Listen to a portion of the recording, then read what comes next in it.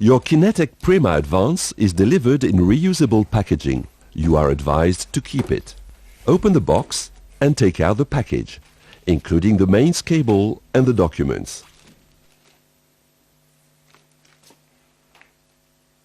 Take the machine out of its box and place it on a table.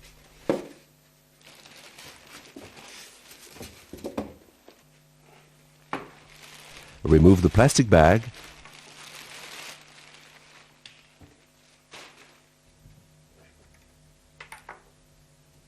Put the shoe plate in place.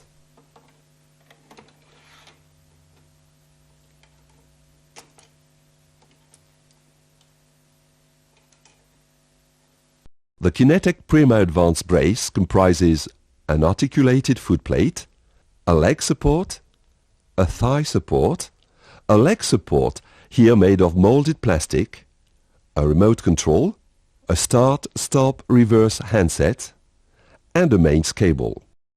Plug the machine into a standard earth mains supply.